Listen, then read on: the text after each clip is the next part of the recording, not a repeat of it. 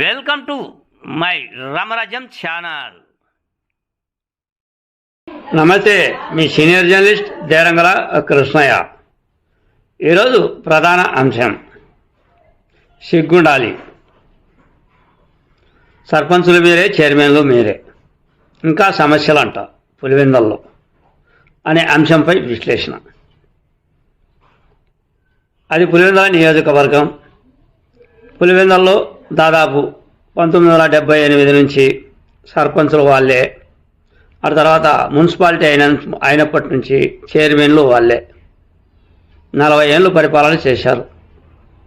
ఇంకా పులివెందుల్లో సమస్యలు ఉన్నాయంట, సిగ్గుండాలి వాళ్ళకు అని ఘాటుగా విమర్శ చేశాడు పులివెందుల తెలుగుదేశం ఇన్ఛార్జ్ బీటెక్ రవి.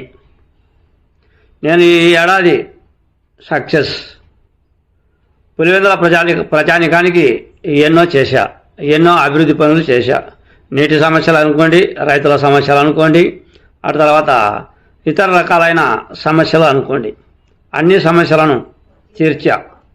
ఈ ఏడాది మేము విజయవంతంగా ప్రజల సమస్యలతో పాటు మా పార్టీ బలోపేతానికి కృషి చేశాం. వచ్చే ఏడాది కూడా ఇదే పందాను కొనసాగిస్తాం అని తెలుగుదేశం ఇన్ఛార్జ్ అయినటువంటి బీటెక్ రవి తన కార్యాలయం నందు విలేకరులకు ఏర్పాటు చేసిన సమావేశంలో మాట్లాడారు. చూడండి ఇలా. ముఖ్యంగా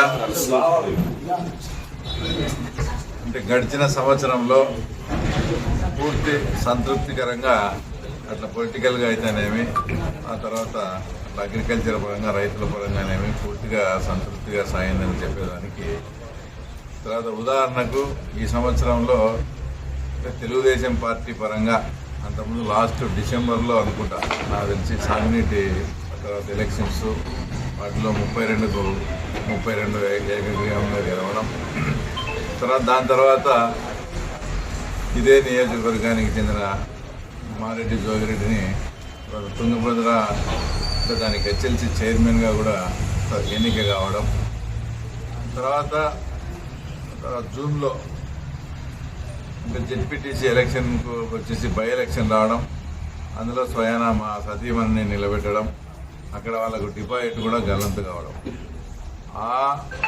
ఆ ఎలక్షన్స్లో భాగంగా అక్కడ ఎర్రబల్లె చెరువు ఒక 6-7 గ్రామాలకు ఆ ఎర్రబల్లె చెరువే అగ్రికల్చర్ పరంగా వ్యవసాయ పరంగా చాలా తర్వాత ఇంపార్టెంట్ అయినటువంటిది.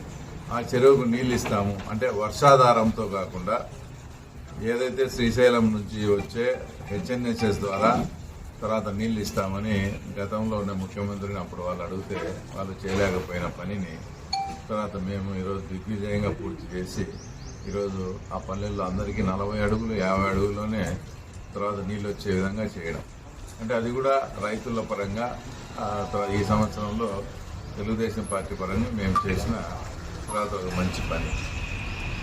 ఆ తర్వాత ఎన్నో ఏళ్ల నుంచో ఈ టైలింగ్ బాండ్ ప్రాబ్లం ఉండింది. కనంకిన కొట్టాలకు అది ఎక్కువగా ఎఫెక్ట్ అవుతూ ఉంది.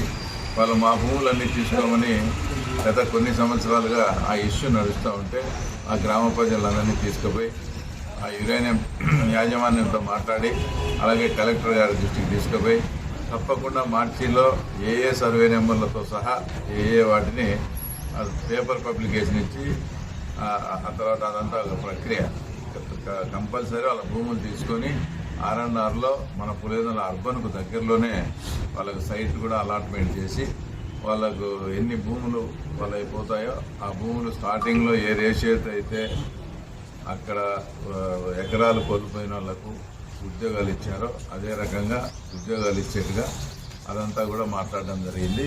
ఇది కూడా మేము ఈ సంవత్సరంలో ఒక మంచి పని చేయడం జరిగింది.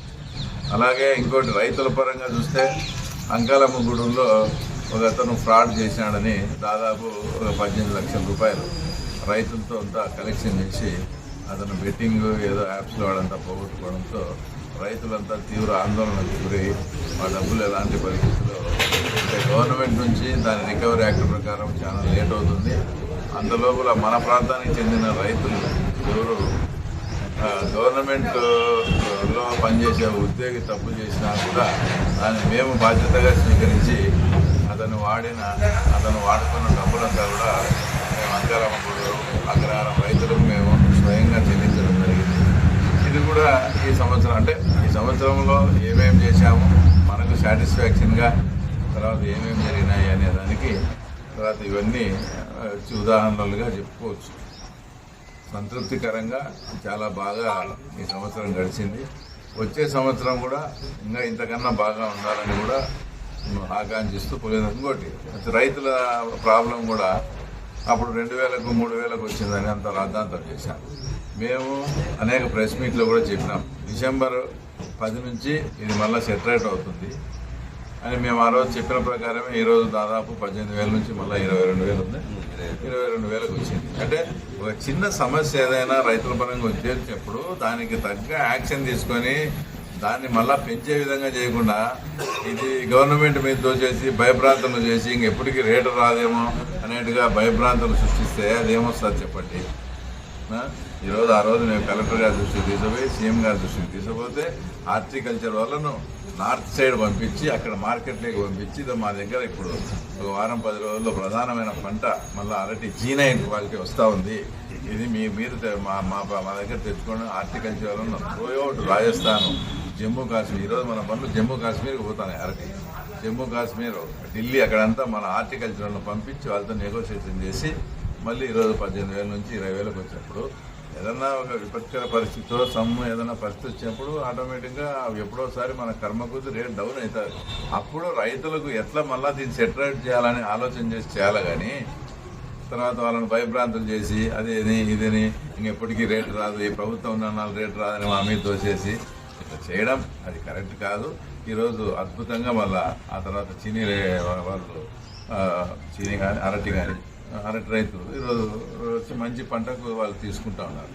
ఇంకోటి తర్వాత చాలా విచిత్రమైన విషయం ఏంటంటే ఎప్పుడో ఒక 15 రోజుల కిందట ఎప్పుడో చూశాను, మున్సిపల్ ఆయన చైర్మన్ మున్సిపల్ ఇన్ఛార్జి గారంతా పోయి ఆర్డీఓకు రిప్రజెంటేషన్ ఇచ్చారు.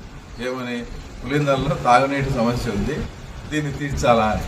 ఇది ఎంత విచిత్రం అంటే నాకు తెలిసి పులివెందుల నాకు గుర్తొచ్చిన నుంచి జయమ్మ సర్పంచ్, మళ్ళీ వైఎస్ ప్రకాష్ రెడ్డి సర్పంచ్. పులివెందులలో సర్పంచ్ ఉన్నప్పుడల్లా వాళ్ళే, మున్సిపల్ చైర్మన్ ఉన్నప్పుడల్లా వాళ్ళే. గత 40 ఏళ్ల నుంచి వాళ్ళే పరిపాలన చేసి ఈరోజు తాగునీటి సమస్య ఉంది అని పోయినారంటే సిగ్గులే వాళ్ళకు. ఎవరు పరిపాలన చేసింది 40 years నుంచి? అసలు ఇట్లా సలహాలు ఎవడిస్తాడు? ఎవడయా మీకు ఈ సలహాలు ఇచ్చింది? ఏదైనా మంచి సలహా కావాలంటే ఇట్లా కడప రోడ్లో పోతే మెడికల్ హాస్పిటల్ దాటినాక రైట్ సైడ్ మా వాంది ఒకటి ఇల్లు ఉంది, నాకు ఎప్పుడన్నా మంచి సలహాలు ఇస్తాడు. రమణ మన దగ్గరికి పోయి తీసుకోండి. ఎవడే వాళ్ళకి సలహా? 40 ఏళ్ళు మీరు పుట్టినాల నుంచి సర్పంచులు కావండి, మున్సిపల్ చైర్మన్ కావండి, అన్నీ చేసి లాస్ట్కు తాగునీటి సమస్య ఉందని వీళ్ళే మీరు రిప్రజెంటేషన్ ఇచ్చారంటే వీళ్ళని ఏమనాలా? వెదవలనాలా, అమాయకులనాలా? నాకు ఏమనాలా అర్థం కాదు. ఇంకోటి కూడా మీరు బాగా గమనించండి, నాకు ఈ టెక్నిక్ తెలియక సస్తాను ఎన్ని రోజులు. మా అల్లావుద్దీన్ అద్భుత దీపం ఉన్నట్టు నేను జీపుల స్టాండ్ వాళ్లకు జీపు స్థలం కావాలని ఎలక్షన్లు అడుగుతానే 10 రోజులకి జీవో తెచ్చిచ్చినారు. ఏది 80 సెంట్లు. అట్లా నేను ఒక కాపు సామాజిక వర్గం అంటే బల్య సామాజిక వర్గం తెచ్చుకుంటే వాళ్ళు ఆ రోజు నన్ను అడిగినారు, ఏది మా బల్యాలకు బిల్డింగ్ కావాలా, దూరం అవుతుంది అదే. నేను సరేలే ఏదో ఒకటి చేస్తా అంటానే మళ్ళీ నేను ఏడ చేస్తాను అని చెప్పేసి అంటే ఏదో చెప్తాను చూడు, మనం అట్లా స్టేట్మెంట్ ఇస్తానే ఇట్లా వస్తాయని వైవి సుబ్బాటి దగ్గర పోయి ఎంపీ లాడ్స్ తీసుకొచ్చి దాంట్లో ఎంపీ లాడ్స్ పెట్టి ఇప్పుడు చేసాడు. నాకు కావాల్సింది పులిందల డెవలప్మెంట్. అది వైఎస్ఆర్లు చేసినారా మేము చేసినామా అని కాదు. కానీ మీరు పాడాలో కొన్ని వేల కోట్లు విగ్రహాలు కట్టడం తీసేయడం, పేమెంట్ కట్టడం తీసేయడం, ఇట్లా దానికి అంతా వేస్ట్ చేసిన వాళ్ళు నిజంగా నేను బల్య సామాజిక వర్గాన్ని